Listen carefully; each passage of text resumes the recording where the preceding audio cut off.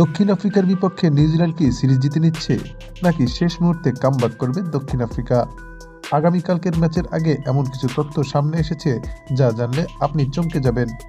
New Zealand বনাম দক্ষিণ Africa 5 ম্যাচের টি-20 সিরিজ এখন জমে উঠেছে চরম উত্তেজনায়। ইতিমধ্যে 3টি ম্যাচ শেষ হয়েছে, যেখানে নিউজিল্যান্ড 2-1 ব্যবধানে এগিয়ে আছে।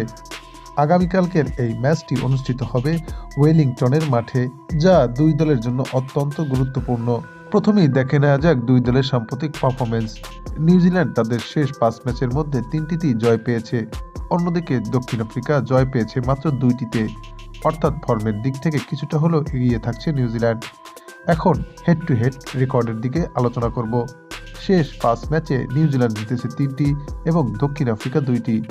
এখানেও নিউজিল্যান্ড সামান্য এগিয়ে আছে, তবে টি-20 ক্রিকেটে যে কোনো কিছু ঘটাই সম্ভব। তাই এই পরিসংখ্যান সবসময় ম্যাচের ফল নির্ধারণ করবে না। সবচেয়ে গুরুত্বপূর্ণ বিষয় হলো উইন প্রবাবিলিটি।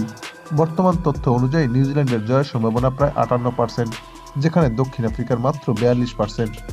এই সংখ্যা পরিষ্কারভাবে বলে দিচ্ছে নিউজিল্যান্ড এই ম্যাচে ফেভারিট।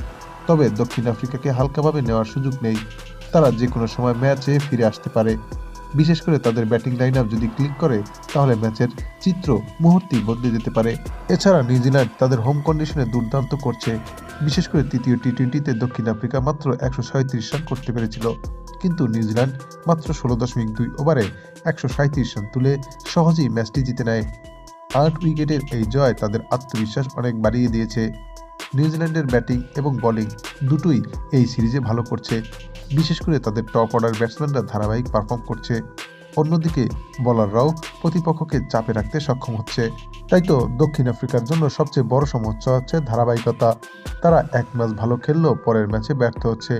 এই সমস্যার সমাধান না হলে এই ম্যাচ জেতা কঠিন হয়ে যাবে। পিচ কন্ডিশনের কথা বললে ওয়েলিংটনের উইকেট ব্যাটিং ফ্রেন্ডলি। এখানে বড় স্কোর হওয়ার সম্ভাবনা থাকে, তাই টসে জিতে ব্যাটিং নেওয়াই হতে পারে সেরা সিদ্ধান্ত। এখন সবচেয়ে গুরুত্বপূর্ণ হচ্ছে এই ম্যাচে কে জিতবে।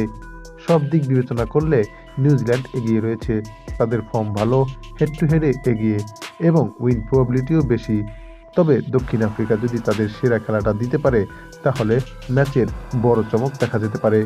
এই ম্যাচের প্রেডিকশন হচ্ছে নিউজিল্যান্ড এগিয়ে থাকছে, তবে এটি হবে একটি ক্লোজ ম্যাচ, যেখানে শেষ ওভার পর্যন্ত উত্তেজনা থাকবে। নিউজিল্যান্ড নাকি দক্ষিণ আফ্রিকা, কে জিতবে তা আপনিও জানাতে পারেন আমাদের চ্যানেলের কমেন্ট সেকশনের মাধ্যমে।